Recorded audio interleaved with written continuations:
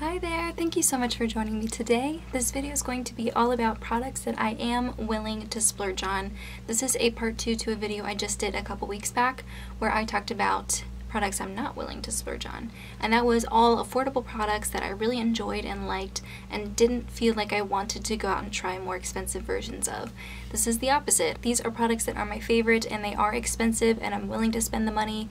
I'm not saying I've never tried affordable versions that I like, but these are just ones that I prefer over the affordable versions. I have 6 examples to share with you, so I'm just going to get started. The very first product I want to talk about is foundations. I am absolutely willing to spend more on a good quality foundation, and I have done so in the past. So whenever I first started wearing makeup as a teenager, I did wear a lot of L'Oreal and Maybelline and CoverGirl, and I thought that they were good foundations. However, when I decided to start buying cruelty-free makeup only, my options for affordable foundations dramatically decreased. I'm not saying that there aren't good affordable cruelty-free foundations out there, but the majority of them don't really have the best shade range.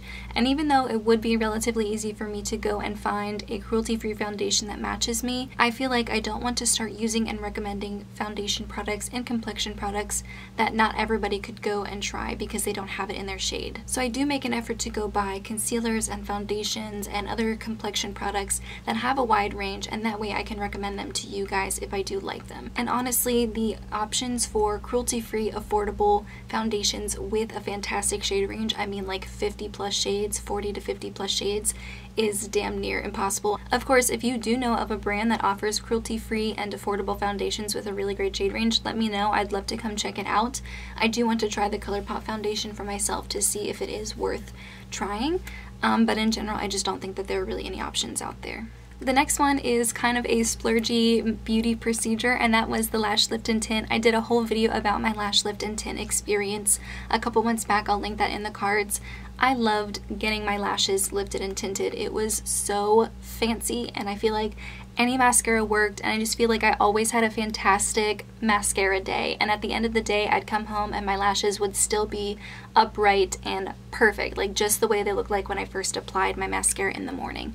And it is an expensive procedure, and I mean, it only lasts a couple months. It only lasts as long as your lashes stay on your eyelid, and usually they fall out and a new lash cycle starts, so they only last like 2 months. I wouldn't get it done regularly. I just don't really have that in my budget to spend like $60 or $70 every 2 months just on my lashes, but it is something that I do definitely think is worth trying if you're curious, and it was so much fun to do. I had such a great experience, and I really did love the results a lot, so it's something I definitely will get done again. I do think it's worth the splurge. I just don't think it's worth getting done every single 2-month period. The third product is tanning mousse. I have used lots of different types of tanning, self-tanning products in the past. I've even gotten spray tans before. I think I went in a tanning bed like twice in college. I hated it. I hated getting in that tanning bed, and I'm really glad I did hate it because it's not good for your skin. I'm glad it's not a habit that I started, especially in college, because I really couldn't afford to be tanning regularly anyway. But I remember in middle school and high school I used the Jergens like 3-day body lotion, and I loved it. I used it for years. I can't even tell you how many bottles of that I went through. I just thought it was the greatest thing. However, it did have a scent. I don't know why I didn't like notice it or I didn't realize, but it definitely had a noticeable scent. I have tried the St. Moritz tanning mousse from Ulta, and I think that also had a smell, and I think that one was really streaky on me. I felt like I didn't really have the skill to make that work. I feel like I really messed up pretty badly with that. So I didn't really care for the St. Moritz one, especially because of the smell. And the 2 tanning products that I use now and love and use regularly are the Saint Tropez Untinted Mousse and the Loving Tan Mousse, and I think those are fantastic. They are more expensive though. I have yet to find a really cheap tanning mousse or a self-tanning product that doesn't have a scent and that gives me the results that the Saint Tropez and the Loving Tan ones give me. But I don't think Loving Tan is a prestige brand at Ulta right now. I think you can use your coupons on them, so that kind of brings the discount down. Of course, at Ulta you can use your points to get money off, so if you did want to get it at a reduced price you could. And I get the 2-hour express version, so I only have to keep the tanning stuff on for 2 hours and then I rinse it off and I'm nice and tan, and I love it. And so that's definitely something that I can see myself repurchasing over and over again. I think it's a good product, and I have yet to find an affordable version that I like better. The next product I want to talk about is those super finely milled translucent powders. Right now I'm using one from By Terry, the Hyaluronic Hydra Powder, and I love it. It's not cruelty free, so I won't repurchase, but I'm really enjoying using it up. I think it's a fantastic product, very good quality, but it is expensive. It's like, I think $60, maybe $68. That's a lot of money just for a translucent powder that really doesn't even show up on your face because it's translucent. I have tried the e.l.f. HD powder. I've tried one, I think, from Maybelline back in the day. I've tried the RCMA one as well. I do think the RCMA one is good. I have it and I will continue to use it once the By Terry one is done. I definitely will be purchasing more finely milled translucent powders in the future, and the next one I buy will be from Rouge Bunny Rouge, which I think is around the same price as the By Terry one, but it's a cruelty-free version. I've never actually tried it, so I can't tell you if it's worth the money or not, but I've been hearing Karima McKimmey here on YouTube talk about it for years. It's one of her favorite powders. I remember she used it in like every tutorial for the longest time, and she's very finicky about her makeup. She has very high standards, so if the Rouge Bunny Rouge powder works for her, I can almost guarantee that I will love it too. I have tried drugstore versions. If there's a cruelty-free affordable version of a finely milled translucent powder out there, let me know. I will definitely see if I can try it and see if I like it, but for now the Rouge Bunny Rouge is going to be my next purchase, and I have no problem spending the money on it. The next product I'm going to talk about is setting sprays, makeup setting sprays, and I do want to touch on the fact that we need to take average cost into account, especially when we're looking at prices of makeup in general, but specifically for the sake of this example. I know that there are a lot of really affordable and good quality setting sprays out there.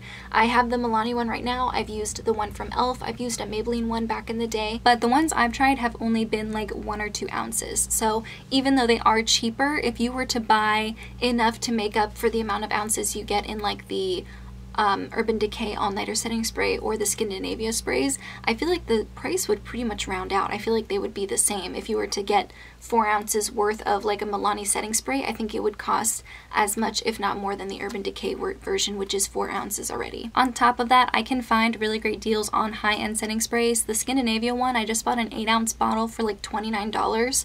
So if you look at it per ounce, it's actually incredibly affordable, and it's also a really great product that has never let me down. Same with the Urban Decay All-Nighter Setting Spray. I usually buy 2 packs during the holidays, and they usually come out to be like half the price. So once again, super affordable when you look at it per ounce. I'm sure if I really tried, I could get affordable ones for around the same price, but I already know the Urban Decay and the Skindinavia ones are fantastic. I've gone through several bottles of both. I just think they're good products, and I definitely think that they're worth the splurge. I did a video a while back where I've recreated an entire makeup kit or entire face of makeup with just $100, and I think I splurged on a Skindinavia spray because I honestly feel like it's worth it. I think it's that good, and I like having both of those sprays in my makeup collection, in my arsenal at all times, because I just know that they're foolproof products that really have never let me down. And the very last product is something that I worry I'm not going to explain very well, and I worry I'm going to be misunderstood. And the product I'm talking about is individual eyeshadow singles and high-end eyeshadow palettes. I'm not saying that there aren't fantastic, affordable drugstore eyeshadows out there. I know Wet n Wild has fantastic eyeshadows. I know Milani does too. However, the eyeshadow palettes that inspire me, either because of the packaging or because of the way the colors are laid out or because of the formula, I find that I gravitate towards high-end eyeshadow palettes. Number one, I think the packaging and the color stories and the formulas are very like inspiring and motivating to me. They make me feel like I want to create fancy looks with them. There's just something about me opening up the Queen of Hearts palette from Colored Rain, a $50 eyeshadow palette, that just gives me a certain feeling. And also, I think single shadows should also be mentioned in there. Even if you were to buy just affordable singles like Makeup Geek, for example, even if you bought 14 of those plus the palette, the magnetic palette that you would need to hold the shadows in, that's going to cost you like $100. So it can be argued that some high-end palettes, when you look at it per shadow, the cost per shadow, the price is actually really good. And I do also want to point out that eyeshadow singles more often than not have way more product in them than a single eyeshadow in a palette. I am much more willing to invest in creating my own palette full of my favorite formulas and colors and brands, even if that's going to cost me more at the beginning, even if it's more of an investment. I'm much more likely to do that than to buy like a affordable drugstore palette. So those are the 6 products I wanted to talk about. I really hope no one watches this video and thinks I'm some big snob or thinks that I only think high-end makeup is worth trying and that I think you should go out and spend your money on this stuff too.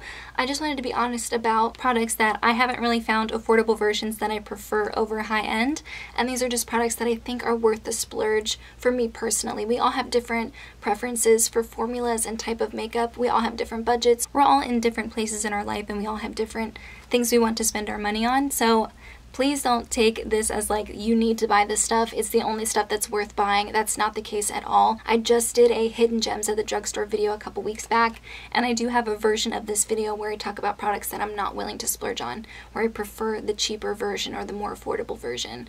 So I really hope you enjoyed this video. If you have any products in your makeup collection that are super high-end or expensive, but you think they're worth the splurge and you would definitely get them again, and you prefer them over affordable versions, please let me know in the comments. I'd be really interested to see what your answers are. But in the meantime, that's everything I have. Thank you so much for joining me, and I'll see you in my next video. Bye, guys!